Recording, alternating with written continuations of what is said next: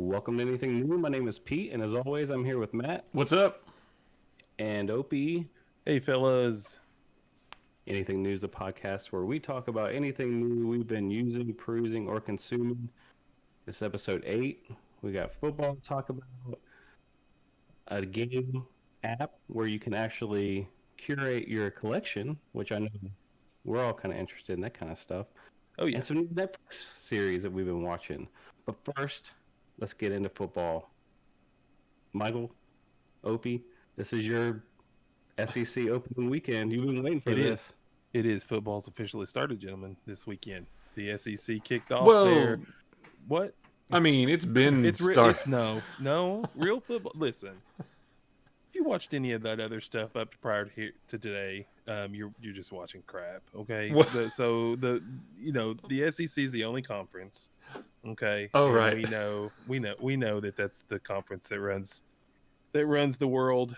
But yeah, no. Anyway, the SEC kicked off its division only schedule due to COVID. That all the SEC teams are playing each other, 10-game schedule. So yeah, it was a lot of intriguing games, a lot of good games, a lot of close, tight games. If everyone listening doesn't know, I'm a big Tennessee Volunteers fan. And we beat the South Carolina Gamecocks and on the road. So it was a That's a good close win. game, but we played well. Yeah.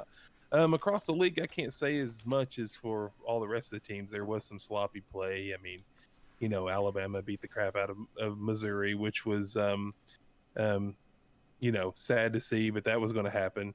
But I live in Kentucky, and Kentucky was supposed to be a little bit of have a promising year this year, and they fell to the mighty Auburn Tigers at home. Just which was one game. disappointing. Just one game.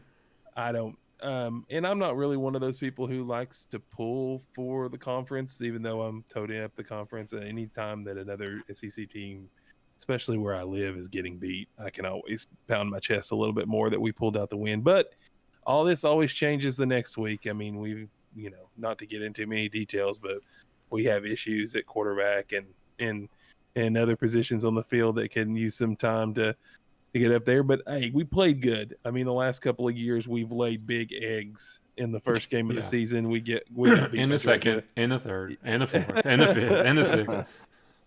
So yeah, Well, as long as you don't lose to Kentucky this year, yes. What was Yeah, that? we could. I remember because they beat them like so many years in a row, right? Yeah. They beat Kentucky. Yeah. And then there was a shirt that said like "No one beats us."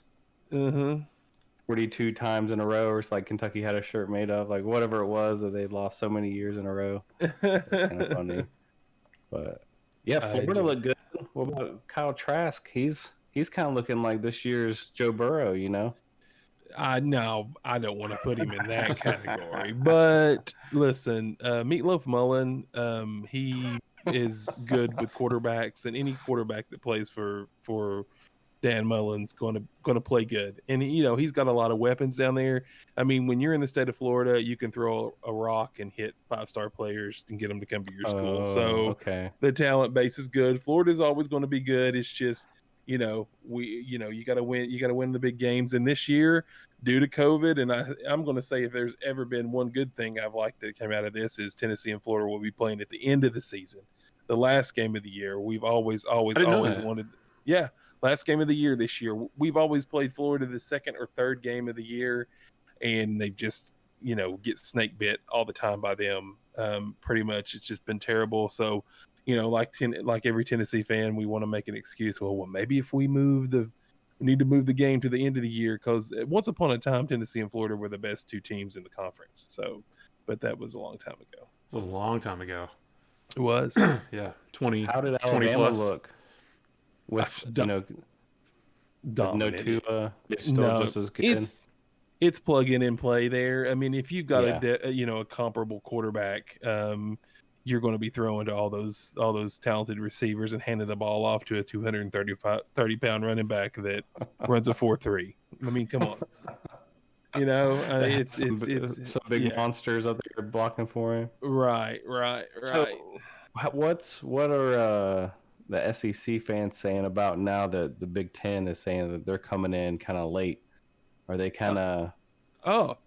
It's Then what are always they saying about all that? it just rubs us the wrong way. But it doesn't matter though, since they're not the conferences aren't crossing this year, right? So does it It really? does matter because the Big Ten's going to try to claim a national championship or get in the playoff, and they're only going to play 8 Oh, games. I didn't think about Plus the playoffs. yeah, and they're going to throw a big fit about, about not playing, and then, a lot of sports writers gave the South a hard time about playing, and then now that they're kind of going back, they kind of look hypocritical, and and people didn't like that either. But that's all that stuff is in the media most of the time. I mean, as long as they don't do anything crazy like let a because the SEC, there's no one's going to go through the SEC this year. Even Alabama is going to be like a 1 loss or 2. There's not going to be any undefeated teams come out of the SEC this year because you're playing each other the entire year.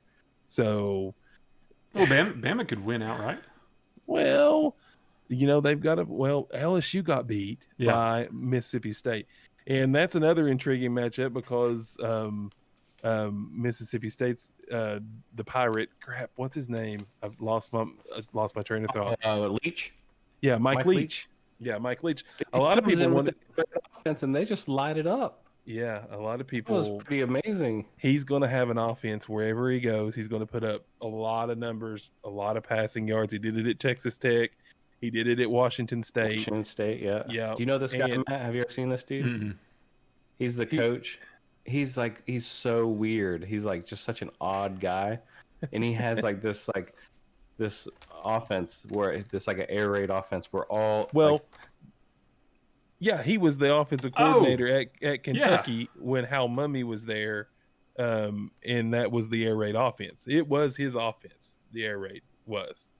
So his quarterbacks always put up like ungodly numbers. Mm-hmm. So, and a lot of people said like that won't work in the SEC. Like, it's more of a, 3 Ground yards in a and cloud of dust. Yeah, ground and pound in the SEC, and that wouldn't work. And then, I mean, even like Missouri, they kind of did it like a few years back when they were kind of throwing the ball all around. They slung it around a little bit, yeah. But he's so quirky. He's got, all these sayings. Even after the LSU game, he was quoted as saying, "Yeah, we had to play LSU today because the Washington Redskins, the New England Patriots, and the Jacksonville Jaguars were scheduled to play." So he was kind of saying like the SEC's going to screw the little teams and give their star teams, which they kind of logically speaking of playoffs makes sense. As the SEC, if to get somebody in the playoff, they had to give favorable schedules to like Georgia. And I think we talked about this on like episode 1 or 2 or something like that about just some of the not haves kind of getting the screw job on the schedule. But that's just part of it. But I enjoyed it. What about the NFL? I know my Bengals didn't lose today. They didn't win either. They didn't lose. You gotta find your silver lining. When we don't lose, it's a good day. So I can hang my head high. No, they still look bad, and the Eagles look bad. You can always That's like the litmus test when you play against my Bengals. If you just let us hang around the whole game, then you're doing something wrong. And Eagles looked off. Wentz was throwing picks. Guys were dropping balls. The balls that Wentz was completing were behind them or too low. The receivers couldn't catch and run. But the Bengals couldn't capitalize, obviously, because, it almost seemed like the first game of the season, Burrow was just like improvising, getting out of the pocket and running around. Mm-hmm. And like now it's like, I don't know if they've told him like, hey man, we don't want you really doing that as much. Now it's just like he stands back there and just gets sacked. He looks like Andy Dalton back there. He got sacked 8 times. Just without the glorious red hair. The sportscasters at the end of that game, they did say that it's a good thing that the stadium is empty. They said because if it were full, it just would have the fans would have just gone nuts in a bad way. Booing the tie. I felt help the Eagles. Well, I felt that so bad for that offensive lineman who jumped. It was just, it was a cool, kind of a nifty play. The Bengals set them up to jump like that. They shifted on the last second field goal. But if you can't get closer than 54 yards and then you take a 5-yard penalty or 10-yard penalty for the offsides and then put you out of field goal range, I don't know. but I just didn't do well with my fantasy. I had, T. Higgins, who caught 2 touchdown passes, on the bench. I guess it's time to move him to the starting lineup because they had AJ Green on lockdown. So Tyler Boyd he had a good game. Mm-hmm. But Matt, you and I are playing each other this weekend in our fantasy football league. Yeah, we are. I'm winning. And you're currently winning, and it's currently, not looking good for me. That's the key word, is currently. You still have like half your team to play tomorrow or something. So you've got Mahomes, your kicker. You've got like 4 people left, I think. So yeah, I'm Mark Andrews. We played. I played our buddy J-Dub last week, and I was winning going into Monday night. And I end up losing, so I'm not getting overconfident at all. But all you Gronk fans are welcome. Everybody who has Gronk in their fantasy lineup, you're welcome. It's my direct responsibility for his production today because I benched him after last week. And as soon as I put him on the bench, he started doing something, so you're welcome. That's awesome. Well, Carson Wentz, I put him on the bench. That. Well, he didn't. He did more than Deshaun Watson for me today. I tell you what, I feel bad. It should be like a disclaimer. Whenever I select a player, like with my first or second pick, I'm pretty much cursing that player to an injury that season. It's no matter who I pick, it just seems like they always get hurt. This year it's McCaffrey in one league. Oh, and Michael Thomas, he's hurt. Saquon Barkley is my keeper in my big pay league. Now he's gone. It's a mess. Speaking of mess, the Falcons did it again. Oh my gosh. No. They're the best 0-3 team. They're the best first half 0-3 team, I guess I should say. Yeah. It's such an odd team. Like they seem like they could be they're 3-0. You know what I mean? Like they seem like they're a good team. It's got to be in their head by now. I feel like, because we were talking about the SEC earlier, I feel like the Falcons and the Tennessee Vols went to the same school of only playing half a game. But they both just quit after the first half. Both of them. Yeah. My Saints really odd. My Saints are playing right now and beating the Packers, but it's only halftime. I have it up in a small window over here, so I'm keeping an eye on it. Oh, nice. Mm-hmm. And it's close. It's like 17-13 I think it was, so we'll see. I'd say in the anything new NFL power rankings, would you say the Seahawks look pretty unstoppable. Wow. Russell Wilson is he's tearing it up, man. This is like his MVP big time year right here. I mean, the Cowboys, the Prescott's putting up so many numbers, but I mean, it's just like you just can't, unless it's the Falcons, you can't win a game. Yeah, but I mean, there's a lot of football to be played. unless everybody else gets injured, and then they'll just have to call the season. And then a bunch of people get infected and have to get in quarantine. Right. And we'll see how it goes. Mm-hmm. Like I've been saying, if we make it through an SEC season, I'm just glad I'm taking one game at a time, no matter win or lose. Just taking one game at a time because they gave the players another year eligibility anyway, so players can come back again for another year without taking a penalty. So,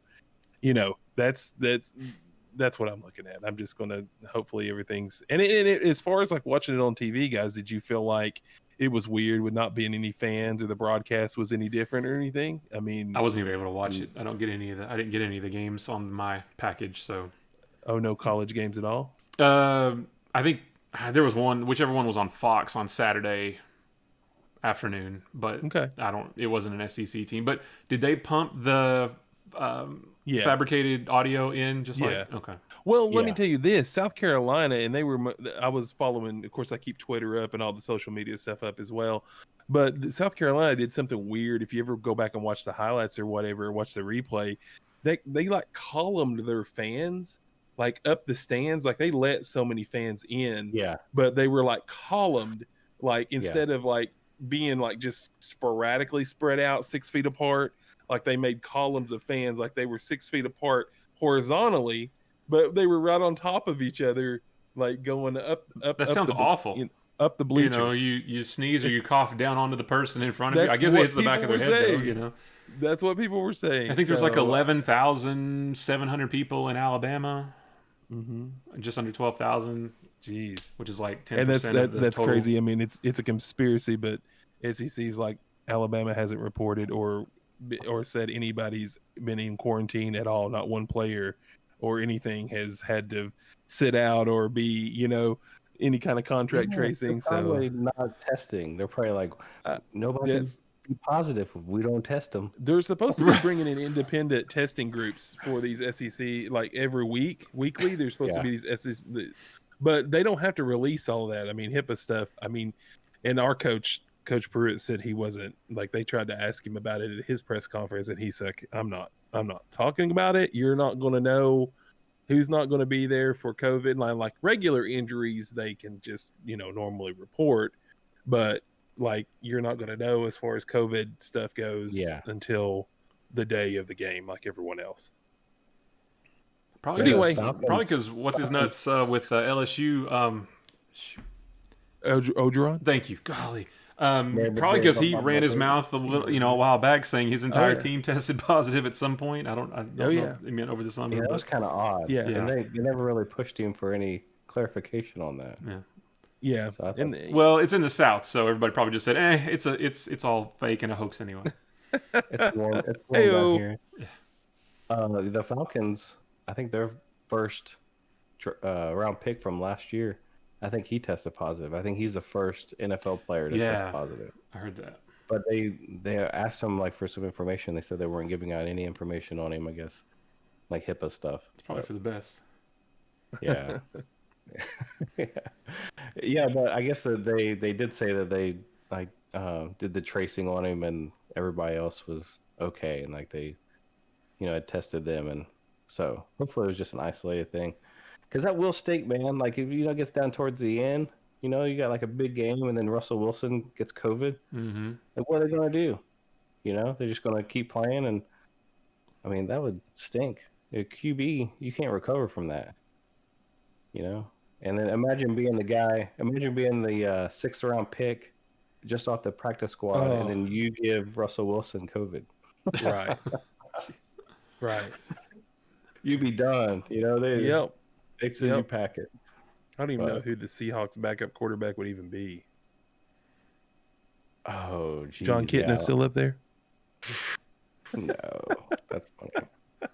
No, I don't know where. I don't know who the backup is. It's Matt Hasselbeck, right? No, he's gone. He's still 20 there. years ago. He's still hanging out in the locker room. They're gonna need me one day. One day. All right, let's move on. I wanted to talk about I talk about a lot of video games on here, but I don't talk about any books. But this is a book about video games. What? So I picked up a book on Amazon, and I'm in a few Facebook like retro video game pages, and one of the Atari pages was talking about a book just about the artwork of Atari. And I don't know if you guys remember the artwork of Atari, but I sure do, because bunch of when pixels. you look at it, well, the artwork on the box looks amazing, and what they did was, it was pretty ingenious. The Atari 2600, it wasn't like pushing any intensive graphics back in the day, back in the early 80s, but they got these like really awesome artists to do the covers and the booklets, like to go inside. Mm-hmm. So whenever you would go to the game store, and like you were a little chap like I was, probably like 8 or 10, and you go in the game store and you see Yar's Revenge, or one of these like pole position games or something, and like the art just looked incredible. You get it home, pop it in your Atari 2600, it didn't quite look that good. But Yeah. I just always love the art. So there's a book, and you can get it on Amazon, and it's just called The Art of Atari, and they kind of talk about all the different artists that did all the work on. It's hilarious right now that you're looking at your book, but because of the green screen effect, it looks like you're looking at nothing. It's Green screen. This is my real room. I'll see if I can pop it up on here. That's kind of it. Yeah. Okay. Oh, it's a hardcover too. Nice. Yeah, it's a hard. Okay, nice gotcha. hardbound book. Yeah. If you're watching the stream, but yeah, I want a green screen, so it'd be kind of. Well, not a real green screen. It's a software green screen, but we covered that in the last episode. But Anyway, if you're into that kind of thing and like to read about nostalgic video game stuff, Art of Atari, you can pick it up on Amazon. I think it was like $29, but it has a ton of pictures, like the old art style of Is it just Atari, which pictures? Does it talk about the games at all? The yeah, history it of talks the about games? yep, and it'll talk about yeah, exactly all the Atari 2600 and 7800, and kind of talks about like how they went through like like those old medieval artists that did like a lot of those old posters where Mm. you'll see like the guy with the sword and like the two girls hanging on him Oh yeah, Yeah. the scantily heavy clad. metal type of Yeah, artwork or things like that. yeah, so like they didn't know what they were doing when they were putting box art back then, so they were Right. just like, well, how do we draw a big mushroom with guns coming out of it that's supposed to be in the game? They're like, well, let's get these guys that can draw that kind of stuff.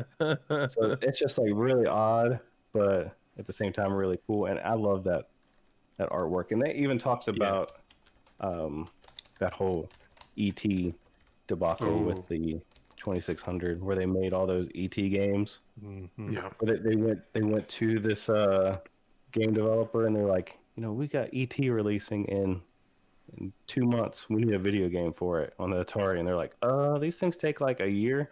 And they're like, well, we need it in 2 months. Didn't they And talk so about then that they, in the video Yeah. the video Yeah. game that we talked about? yeah, The video game documentary. Yeah. Right. yeah. Yep.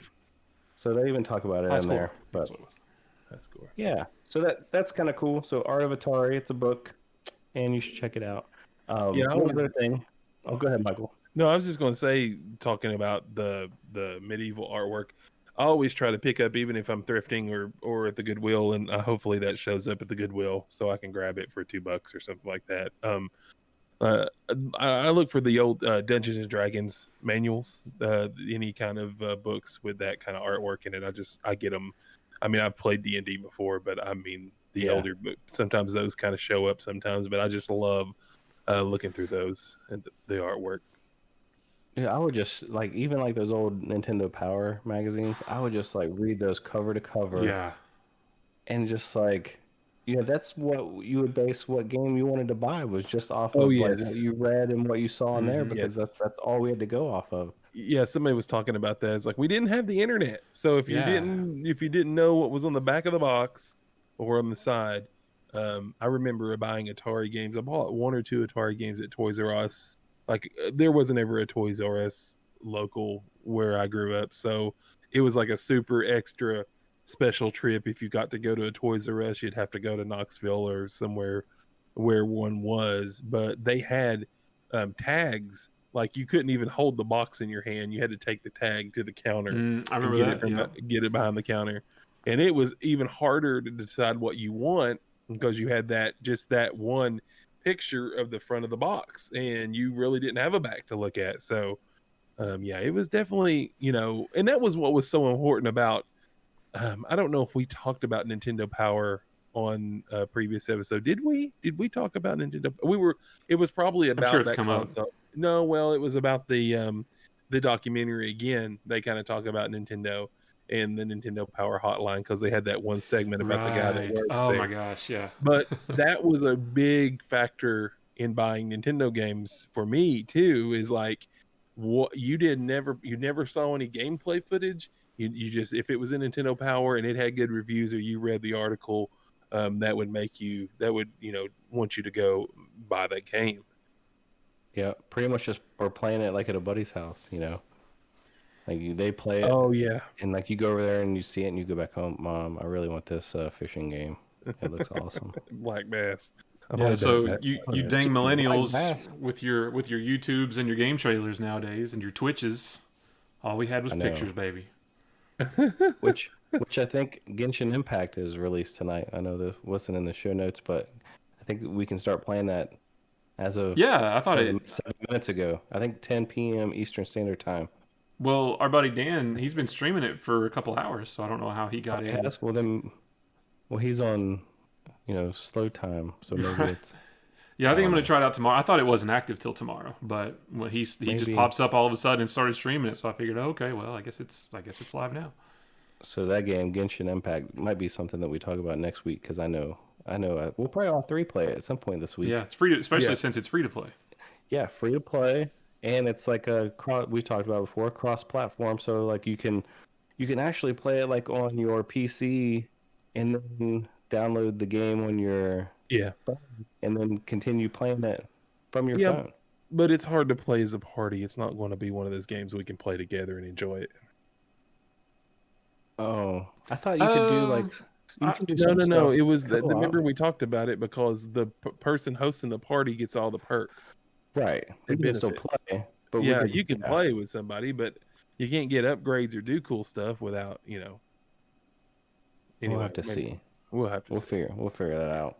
yeah, One other thing I want to talk about real quick was something that I've been using this week. I started going through my video game collection and kind of curating it, getting it alphabetized, and kind of. I have this problem like where I go to like a little getting spot and I'll see like a couple games that are marked down, maybe like just like $3 or $4. And I'm like, oh, that looks cool. And I'll buy it and I'll bring it home. I'm like, well, dang it, I already got that one. Like after you start collecting a few, you kind of forget which ones you have. do you know I You know? have like 2 copies of like 4 or 5 different games for the same system because of that very thing. I forgot. Like I got 2 Super Mario Galaxies and 2 Justice League Heroes and Yeah, 2 Spider-Man Unlimiteds and or Ultimate Spider-Man. I mean, just because, yeah, just like that. I'm like, I really want to play this. I don't have it. yeah, I found it on eBay for cheap. I'm gonna get it, and then I found it behind, like buried in a box somewhere 6 months later. yeah. So this app is called Game, and then so it's YE. GAMEYE. Yes. But you basically it's free. You download it, and then you can. The cool thing about it, um, is it has a barcode scanner, which I thought was really neat. So you can take the back of a video game, like say you have, Madden 2020. You can scan the barcode on the back of the box, and that will add it to your collection. And it sorts it by um, console. You can do digital ones. Like so, say you have an extensive Steam collection, like which all of us do because Yeah. we're computer guys. You can add in your Steam collection into Gameye and just mark it as digital, and it'll add it in there. So it's really So handy. It pulls in the box art, this like really cool stuff, descriptions. It gives links to YouTube, to price charting, which is price charting is kind of the go-to for video game pricing. Does it have a? Because I'm looking at it now, and I'm glad you brought this up because I've been looking for something like this and didn't think that a good one existed. Does it have a way? Because we started a spreadsheet a long time ago, yeah. a shared spreadsheet of games that we want, Yes. so that if we were out game hunting, we could see the games that other people wanted. Does it have anything? I don't know if it's shareable, but like, does it have anything where I can keep like a wish list of games if I hear about something on like Metal Jesus channel, which I did? There's literally a button here that says Oh, wish list, gotcha. Okay. and you can you Well, can see what share I your collection with your friend. yes, that's what I was Ooh. wanting to So know. you can work. I can go through my collection. So I have a few hundred games entered in, like mostly PlayStation 2, PlayStation 3 Is it all games. those games behind you? It is. See, Matt's calling Wait, me out because I'm going to set up because mine because James, I had an app and because I have some games and stuff that I like to keep going. Mine was called Gamer Database Pro, and it was everything I wanted that I thought I wanted, but it had no yeah, scanner. So when I was hearing like YouTubers and stuff that I watched that collect games talking about scanning in their games, and a lot of times you hear stories about people with scanners looking at stuff at the Goodwill, see how much yeah, they're not collectors, they resell it. I was always wanting a scanner. So when you told me about yours last week that a YouTuber, Metal Jesus Rocks, had recommended, which I hadn't watched that video. I don't know why I hadn't watched it. See, maybe I hadn't just. I thought I'm an Android user, so I didn't think it was available to me. And I looked it up, and I was spelling it Game and then the letter I, and I right. couldn't find it. So then I like was going to look for it. I got my iPad and I looked for it there, and I Hmm. couldn't find it there either. So I'm like, I'm just going to search gaming collections or game collecting, and it came up, and it was Gameye. So it's looks like Game I, but it's the YE at the end of the word game. So yeah, I'm gonna this is I'm probably going to be one I move to just so we can share Yeah. collections because Yeah, I'm gonna get it too. absolutely. I'm getting it right now. Well, and it's fun to because once you add it into your collection, you can sort by value. You can say you just have the cartridge. You can put on there that you only have the box, or that you have the box in the manual, or that you have the box, manual, and game to make it complete in box. But you can sort, and then you can kind of see what it'll even give you your total value of your whole collection that you've entered in.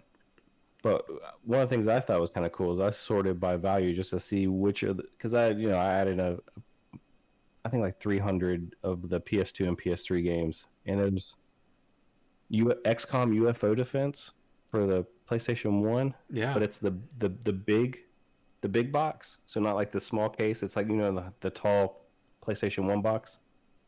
$29. So I thought it was kind of cool. James, how do you set up an account on like a username? Is that somewhere that I'm not seeing here? Yeah, I was gonna How say, do like, do you friend people on here? Like, do we all need to be friends? And this is fantastic podcast material. I'm sure everybody wants to listen to us figure out how to set this thing up. But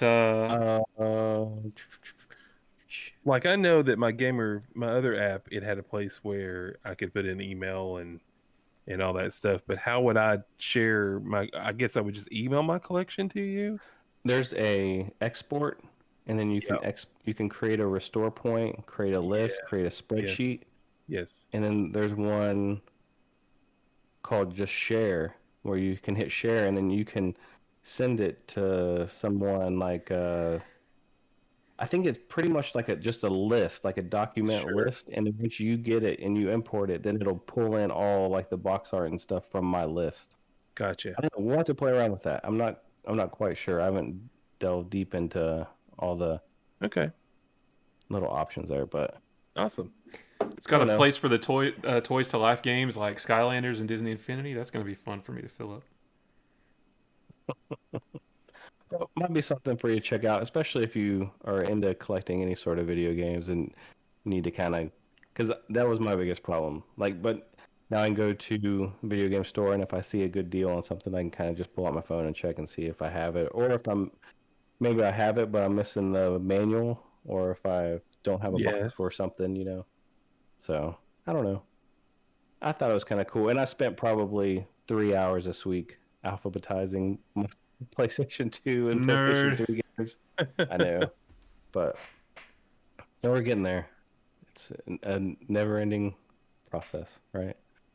But anywho, let's move on. Social Dilemma. This is on Netflix, Yeah. and it's called The Social Dilemma, and it's a little frightening.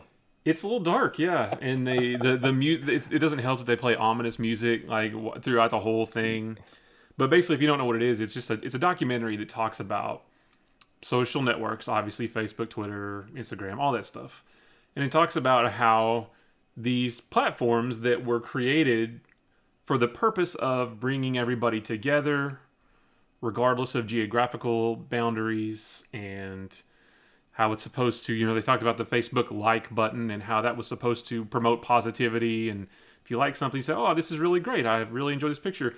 But it talks about how there's almost like a dark side, how these platforms are sort of going against or becoming what they weren't supposed to be. Like there's the negative sides to all these platforms, basically. Yep. Talking about how they can, influence, all the misinformation and disinformation and fake news, and how Sure.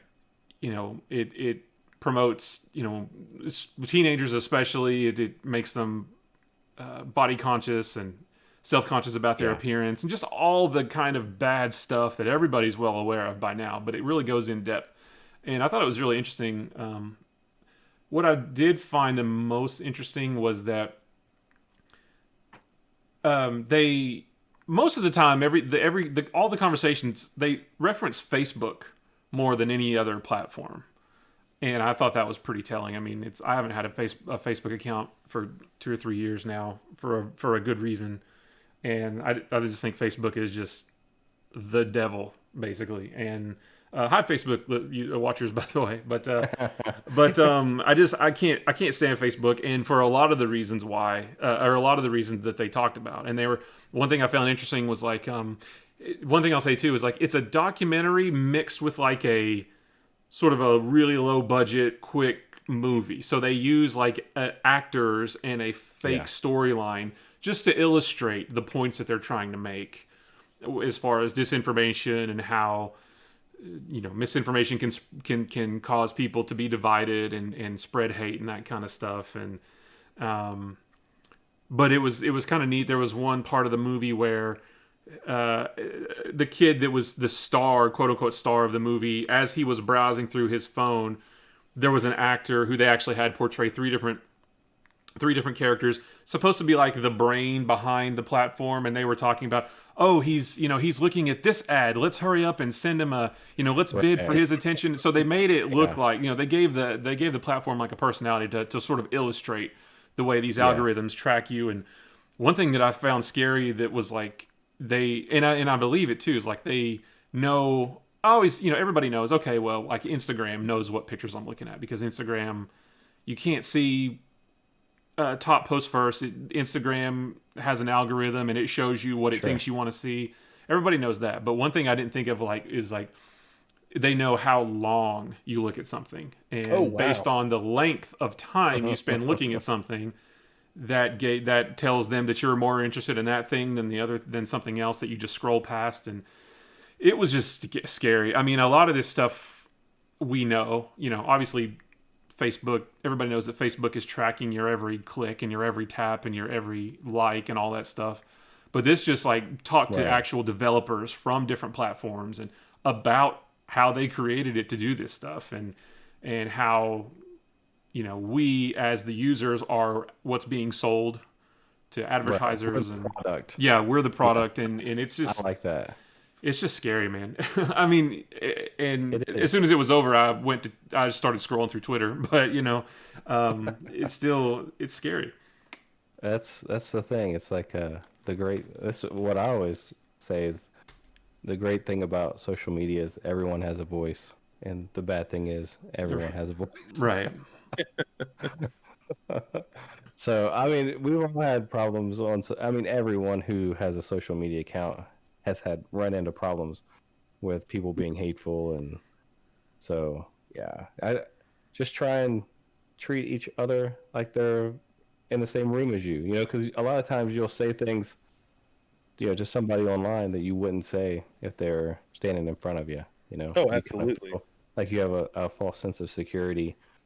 And that was a real big stink. You guys remember back when Blizzard, who makes the game World of Warcraft, they were going to make everybody that post in their forums show what their real name was at one time. Do you remember that? No, but that sounds like it'd probably be it was a big stink. Yeah.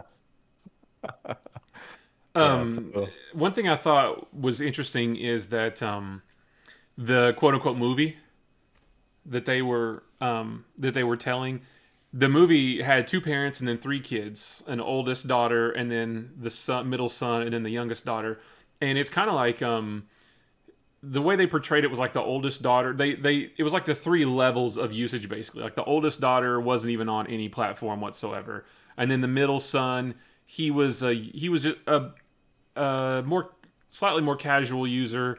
He scrolled through a lot. He would check it at school and stuff, but he was still able to put it down and eat dinner, stuff like that. But then the youngest daughter was addicted, literally addicted. Couldn't be without it at the dinner table. The mom even like dropped it into a container and she smashed the container open to get to it. So I thought it was neat the way they portrayed different levels of usage. But yeah, I mean, social media sucks, but I can't not. I use Twitter and Instagram, and that's it. And I just kind of thought, like, do you consider Reddit social media? Oh yeah, I guess I just read. You're right. You and I look at Pinterest too. I love Reddit. Like Reddit's probably my favorite, just because you can get so specialized. And that's the good thing I think about Reddit is you can get so specialized that you're in there with like-minded people on a topic. I wouldn't subscribe to just some like random Yeah. political Reddit page because then you're going to get some craziness. But there's like retro NES games. Yep. Just retro NES games. So you're kind of in there with people who have similar interests, and I like that. It's like super specialized. Like I used to go to Reddit just for like the comments, just to see how hilarious the comments were, and that's kind of They're what so good. Reddit's Oh yeah, the known Reddit for. comments. I love Reddit comments. But I Well, don't even do that. on the subreddits that I go to, I'm sure there's a lot of garbage ones out there, but Yeah.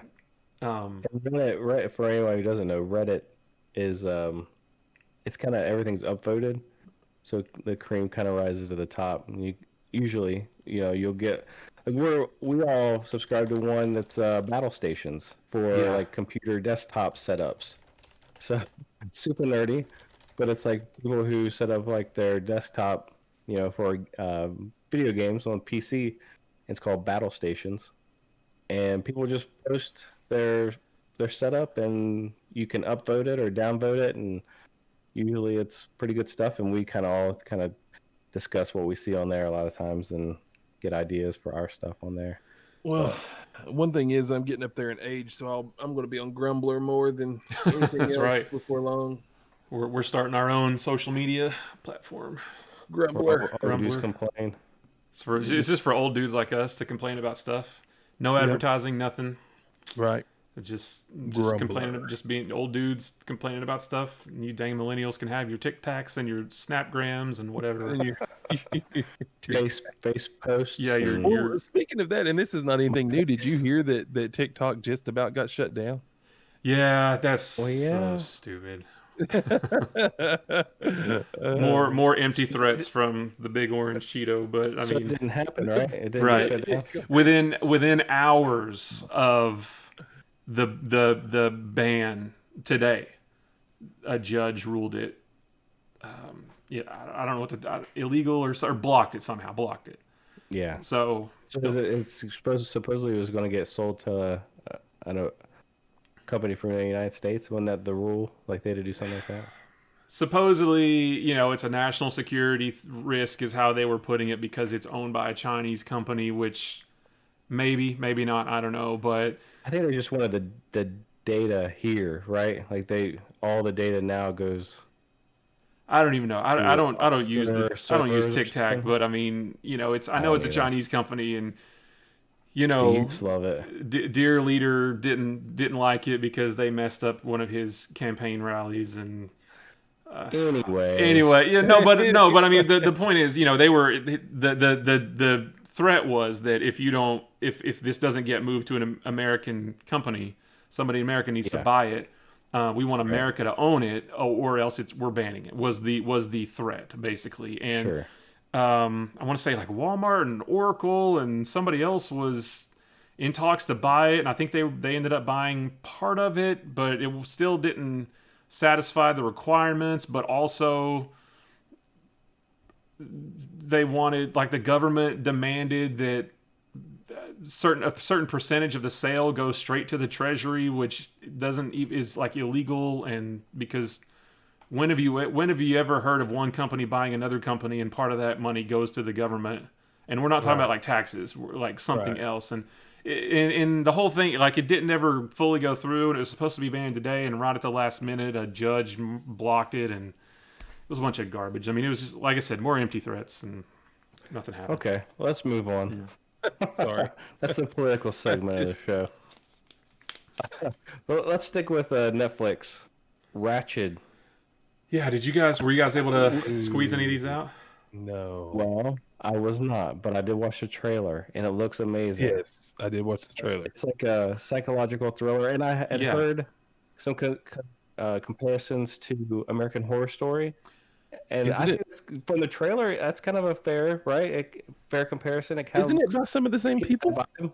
Oh, is it? I'm not Yeah. sure. Well, Sarah Paulson is the main is the lead in it, and she was also in several of the or if not almost all of the seasons of American Horror Story. Yeah, I only it saw takes season 1. Yeah, it takes place in the 50s, I think. I don't know if they actually, but like 50s, 60s, somewhere around there. Maybe even the 40s, although I think that's too early. But somewhere in the 50s or 60s, and it's all about 37. What is it? 47. Oh, 40. Okay, well, there you go. And Sarah Paulson is this military nurse who gets a job in a psychiatric hospital. But this is back when psychiatric treatment was not anything like it is today. And there was still a lot of wacky theories about how to treat different ailments.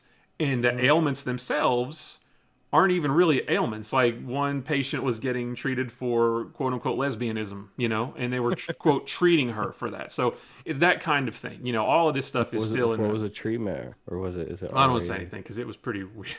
But it is sort of like it does sort of feel like American Horror Story, but it's not horror at all. It's more psychological.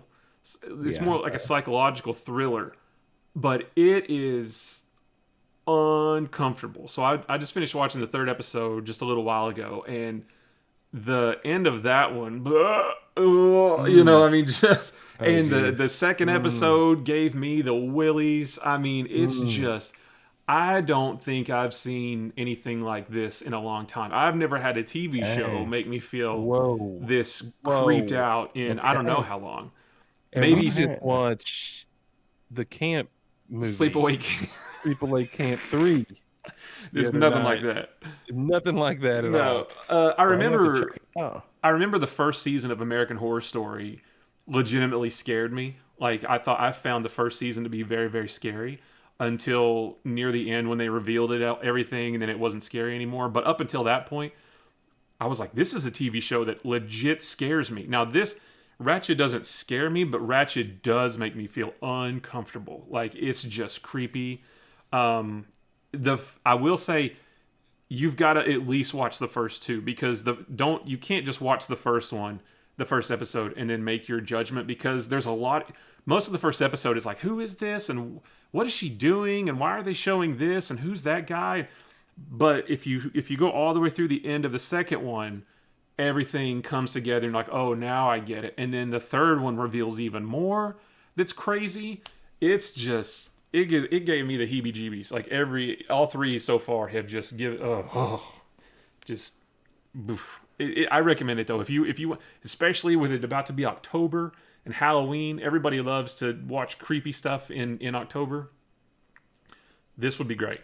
This would be great to watch in October. So I definitely recommend. That sounds good. Yeah. Well, Opie, we'll have to check it out and report back next week. Yes. Yeah, we will. It's been a busy week around the homestead for me. I'm still doing yard work pretty much every day. So yeah, I've been seeing that. Your wife's been documenting it well on Snapchat. Yeah, like every day I'm outside doing something. We're still trying to get everything under control. We had some irrigation. What were those big long the irrigation? Yeah. That was your sprinkler system. We put in a sprinkler. Like I had the yard looking pretty good. And then we decided to put in a sprinkler system, and it pretty much like started me over from scratch, like just destroyed the yard. Yeah. So, but then the problem was like we have a lot of rock in our ground here. So I had all the rock, like look, it was looking so good. Well, by these guys coming in and using this big trencher, it pulled all this rock back up. So I've been going around like with a wheelbarrow and just like picking up rock today and raking. That's the worst. Yeah, we have really rocky ground here, and when we moved into this house, like they didn't. It was a kind of a weird rush job. We had to get rushed to move in. The yard wasn't finished, and blah blah blah. But anyway, I just always was throwing rocks and picking up rocks, or just buckets and buckets of rocks. Like I think they make a piece of equipment called like a rock hound. Or something is, supposed to be rock hound. Yeah. So it on the front of like a skid steer, like a bobcat, and then you drive backwards in the bobcat, and it kind of ruffles up the dirt and separates the rock from the dirt. And, I'm telling you, you'll get anything on this podcast. I hope everybody. It's our landscaping segment, because we'll go political, we'll go landscaping, we'll go video games, we'll go sports. What do you? I mean, Opie, you're always singing about Rocky Top every Saturday. You shouldn't have any problems. I don't. Oh my gosh, dude. That was the worst part of watching the Tennessee South Carolina game. Every other minute, it's you hear like the rooster crowing. Oh yeah, the first down. No, it's You third get a down. first down, I was like, No. It was third downs that Rooster would crow for South Carolina, and it's about like that's so going to annoying. Kentucky where they'll say "First down, Kentucky" every single first down. It's the most annoying sound in the world. I like hearing third down for what? That was At terrible. the, That was okay First in down the for what? beginning. That was a Butch Jones. I thought it was fun. Years Every time the other team would get third down for It what? was until we were getting beat by 60 points in the fourth quarter, and they were still playing third down for what? Right. When it was third down, Oh, it's like Tennessee, what we won't you can't do? stop anybody. Quit playing third down for what? Yeah. Oh, Tennessee. Oh well. So, the Division Two, you and Matt have been playing that. You kind of got back into it just this past week or so, and kind of had a plan on beating the storyline, Yeah. right? Yeah. Yeah, The it was campaign for Kinda- it was the story, yeah, for the Warlords of New York expansion. The campaign for that is what we've been playing. How was it? Oh, it was good. It's awesome. Yeah, We I had played it once. I'd played the last guy solo and couldn't beat him, and I had to have Matt's help, and kind of we had to helped have a each other carry. through it. Yeah. So you can customize your character a little bit with like different loadouts. Did you guys do something like that where you needed a special loadout or, a specific gun or anything like that for the final boss? Did you have to do some teamwork like that? Yeah, we had to do some teamwork. I just Yep. put on all my gear that increased my weapon damage, and we just tried to burn him down as quick as we could. Yeah, it's weird with the Division 2. You get at the end of the first one, you get to specialize like your third weapon. Like you carry basically 3 guns. You get 2 main guns and then your sidearm, which is your pistol. But that third weapon you carry is a special weapon. Like it could be a huge sniper rifle, it could be a crossbow with explosive arrows, or it could be like a grenade launcher. And like I carry the grenade launcher. Matt went with a crossbow. And honestly, you forget about using those special Yeah, items. I forget because all the time. The ammo is kind of rare. Like you have to kill enemies to get the ammo. So Yeah. you kind of just forget to use it, because if you've got a good gun and you're set up well, and usually just on, trash mobs, if it's not really a boss or a real situation you have to get yourself out of, you just really forget about that third gun, honestly. So we were like, heck, let's start using our special weapons. Let's get this boss down. And we finally were able to down him, and it wasn't too hard. I think we got it like on the second or third try, Yeah. right? Yeah, I think so. But what was really cool is I wish I had more time, because I really like the first Division game. It's a beautiful game, and the second one's even better. I like the storyline. It's all about a pandemic that takes over New What? York and Washington D.C. Yeah, Fictional. That could never happen. yeah. And so the world has turned upside down, post-apocalyptic. People are different factions break off into different groups. The Division, you're a group of ex-military type of players or members that come in, and you have all this special tech, drones, whatnot, the whole 9 yards, special weapons. But anyway, so after we did the campaign, it unlocked a whole nother part of the game. One of Ooh. those games is there's this one part we go to, which is basically you fight your way up a skyscraper, and you have different levels and different floors. Just like, let's just think about it, the Empire State Building, you start at the bottom, and every 10 floors there's like a boss, and you get special loot. So me and last week's guest Dan and Matt, we went up 20 floors, I think 2 so. bosses. Yeah, Yeah. 2 bosses. Yep. It was super fun. It was really fun. Yeah, that's new But content that just came out not too long ago. I mean, after you beat the boss of the expansion, you all this other stuff opens up where you can, because to get to the boss you have to defeat 4 of his lieutenants first, and then you can get to him. After all that's done, there's like weekly manhunts for other lieutenants that then lead you to another boss, and then that refreshes every like month or something like that. And there's just tons of new stuff to do. Like there's a lot to keep you coming back. There's almost too much customization, weapon customization, gear customization.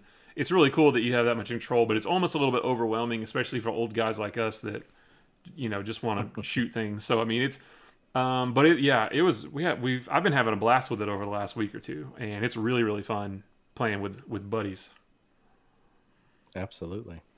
I need to kind of get back. It's just a weird time. All this new stuff getting ready to come out, and I actually need to pick and choose my games a little bit. But that's cool. You guys been playing it. It sounded like it was a good time, and I watched a little bit of the stream. So, and that's such a good looking game. Yeah. Like Ubisoft, as far as like the environments go, it's top notch. Like, does anybody? It's like I guess like a Naughty Dog game, but something like that, Yeah. like where the environments just feel so real, and all the little details. It's like walking down hallways and seeing just like little pieces of scrap paper and stuff, just like little minute details. Yeah. They do such a good job. Yeah, it looks, the main part of Division 2 takes place in Washington, D.C., but the Warlords of New York expansion takes you back to New York, which is where the first game was set. Oh. And so they're very different. There's you can watch documentaries and stuff about how a team from Ubisoft went to D.C. to make sure that it was accurate looking. They did the same thing for New York. I mean, it looks so good, and it's just really fun. Awesome. Let's move on. Undiscovered Country. Yeah.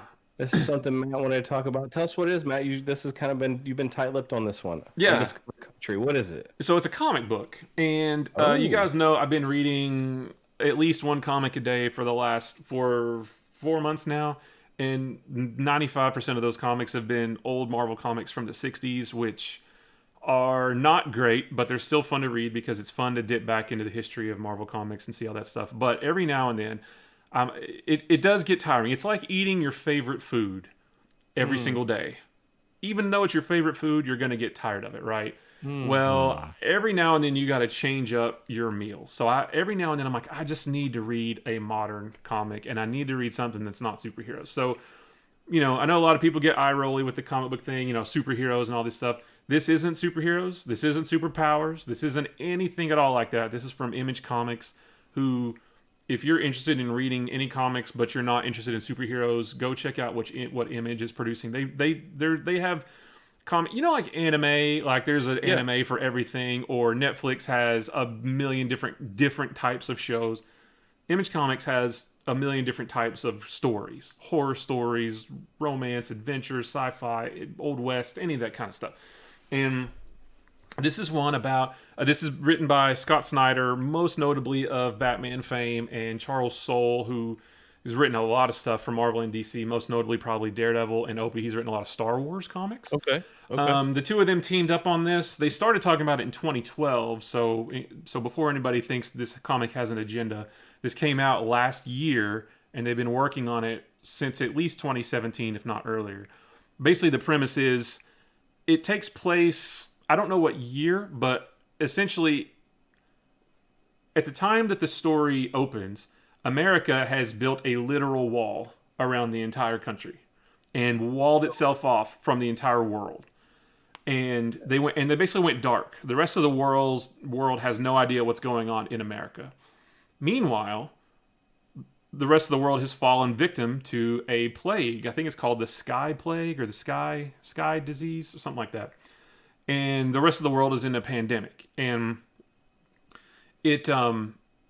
this scientist inside America actually sent out a message saying, we have a cure for your plague.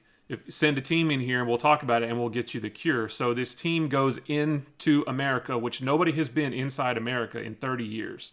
Because again, they literally walled themselves off and went dark and nobody knew what was going on inside America. And the things that I only read the first issue, but the end of the first issue was very surprising with what America looks like inside.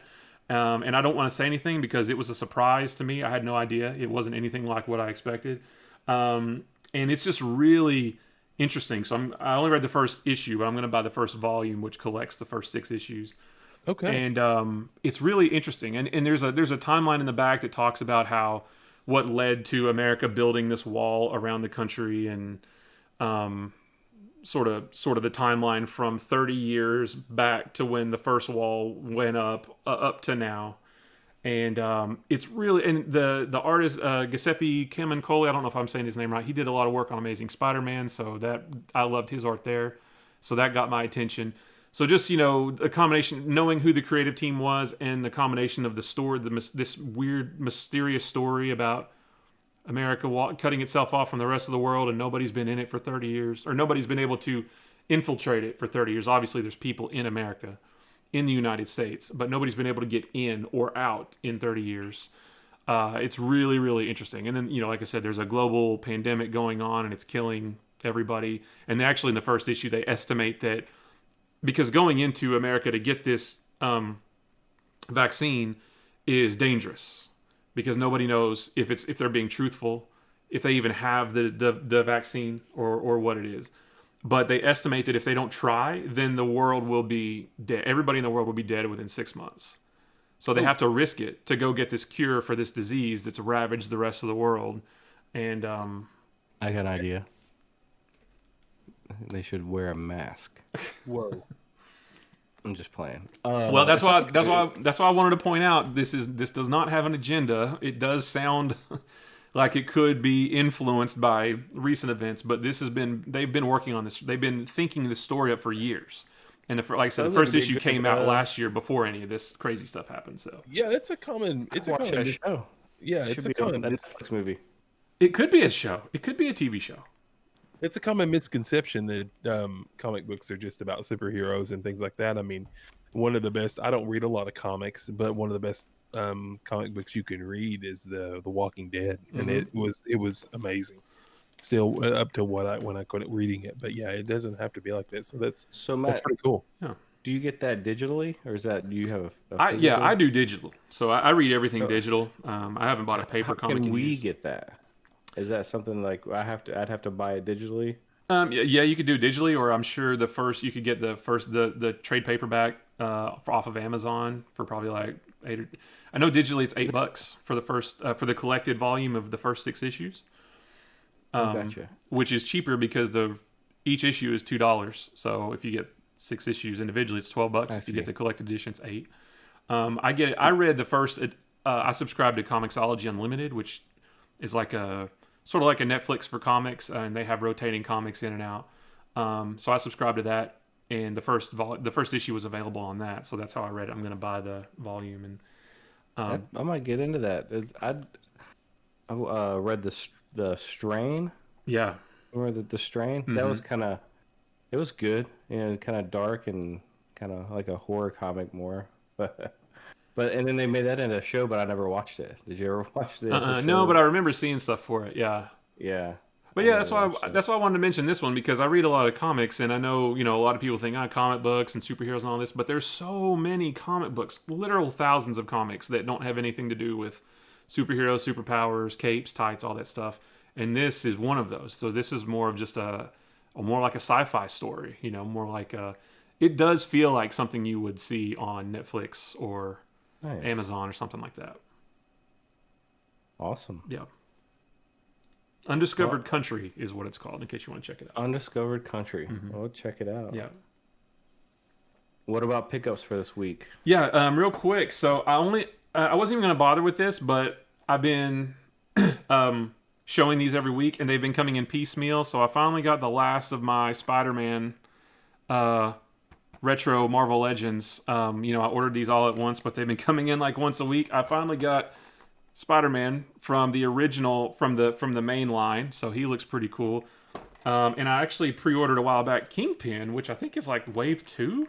Ooh. But he actually came in before awesome. Spider-Man did. One thing I want to do real quick is hold these up together for size comparison. He's way bigger. Oh, yeah, that's cool. Yeah. I mean, this guy's like big and heavy and stuff. So I'll post pictures for the audio listeners. But those are the last 2. I've got 2 more pre-orders from this line, but they won't be here till like November because they don't come out till later. So finally got those. Come with the MJ head too. Was there a price difference between? Was there an MJ head in there? No MJ head. There was a price difference. So these guys are like $20. The regular size guys, Kingpin was $30 because he's literally bigger. And then my Ghost of Tsushima Funko Pop, Jin Sakai. Nice. So I don't love Funko Pops anymore. I have a ton of them, but I don't really collect them. But every now and then one will come out that just is a character that I really like or has a special meaning to me. And I loved playing this game got the platinum trophy, did all the stuff, so I wanted the pop to commemorate. What about you, James? Awesome. How when did you finish Ghost of Tsushima? I've not finished Ghost of Tsushima. I kind of shelved that until this winter. I think Okay. whenever I can get to it. I need to. I want to. I'm going to. You need But to. I haven't. I'm going to. Yeah, for sure. Like 100%. But I have a backlog of games that I need to finish. I And can we've see them talked all about behind this. you. Red Dead Redemption 2. Opie, you and I both need to finish that. Oh yes, I Uh, do need to finish that. we need to finish that, and I need to finish uh, the Spider-Man game, the Yeah. first one for PS4. You know, I'm like Mr. 65 percenter. Like I get 65% through a game, and then I don't get bored with it, but I'm just like a lot of times I'll think to myself, like in Ghost of Tsushima, I was playing it too fast, and I was like, well, I don't want to finish it right now, and then you stop playing it, and then like 3 days turns into 2 weeks, turns into a month, and then all it's going to take is me plugging it in and firing it up and start playing again, and then I know I'll finish it. But Plus, you've got to you're play right. more Mario 3D All Stars so that your son will respect you. I do need to. We haven't even played that yet. Oh, we did order Xbox Series X. Yeah, lucky. I didn't get stupid Ooh. Amazon. Ooh. Yeah, so we'll have that coming in. Actually ordered two of them. One What? to sell, hopefully. Oh my gosh, you're joking. You better not. I hate. Oh my gosh, if you're a We'll scalper see. like that and you listen to this Hey, podcast, don't bother listening because I hate I scalpers. ordered through two different sites, so that's legal. You're allowed to do that. Right. So it's like the lottery, like you don't know if you're going to get one, and and a lot of times I was in like the Target trying to check out with the new Xbox, and it kept like I thought I got it, and would hit like check out, like payment information and everything, and then it would just say your cart. So there's like an error in your cart, and it boots you back out. So like there were times where I was like, well, did I just buy it or did I not buy it? I don't even know. It was a total mess.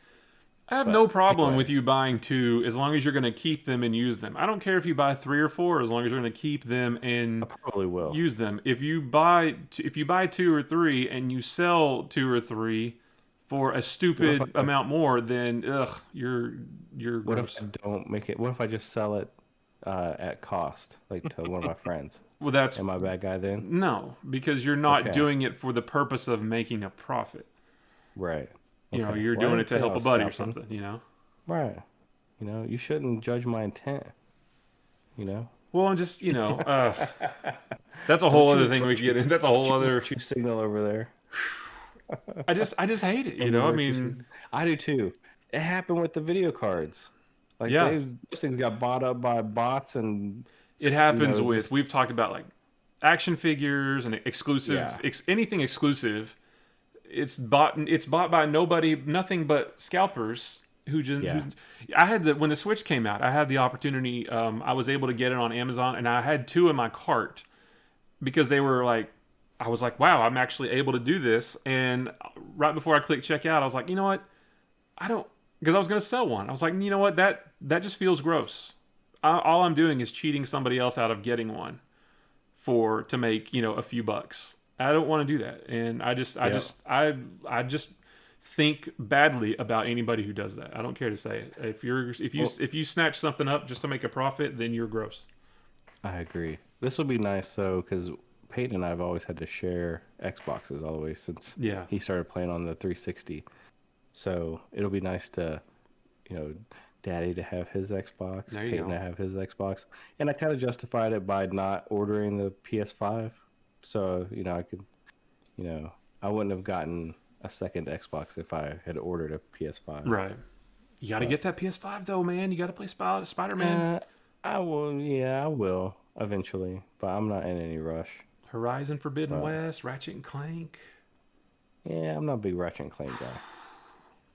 That's okay. Anyway, all right. Let's hit on our social medias and get out of here. Did you have any other pickups you want to talk about, Matt? No, that was it. Just those three. And like I said, I just wanted to show those because I've been talking about that series week over week, and I've finally finished it out. Awesome.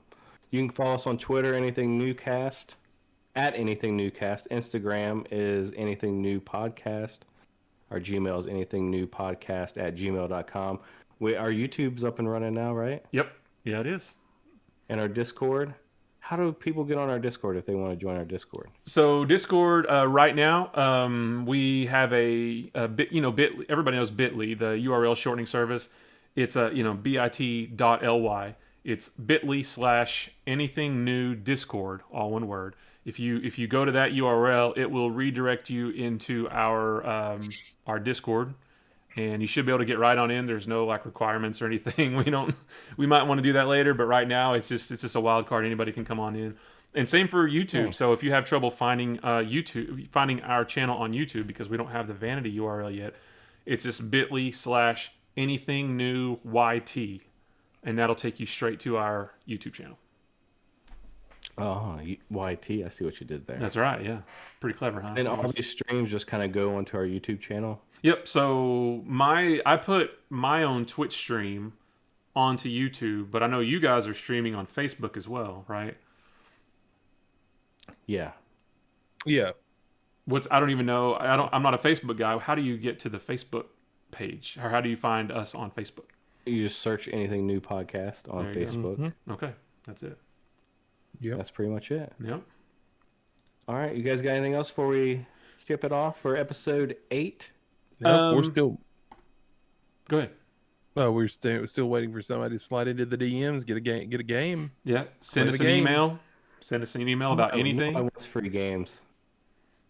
I can see all those games behind you are up for grabs. Just send us a Except that boxed Dreamcast up there. right. That's the only thing. The only thing I was going to say is, and I was going to try to say this, it won't last much longer, but I was going to say, everybody be sure to vote, regardless of who it is or what it's for. Yes. All I'll say is everybody's voice needs to be heard. So it's the most important thing you can do. Please be sure to register to vote. Check your registration. You can go to vote.org and check all that stuff out. A lot of states are doing early voting now, so just vote. Everybody who is eligible to do it, vote. Take a day off posting memes and get your butt out there and vote. That's right. I don't know why my camera always goes blurry. There it goes. Does your guys' camera ever go blurry? I don't know. Not usually. Not really. Anyway. Alrighty. We'll catch you guys next week. It'll be episode 9. I can't believe we've been doing this for almost 9 weeks. We're almost in the double digits. They said it wouldn't last. All right, we'll catch you guys next week for episode 9. Yep. See you guys. See ya. See ya.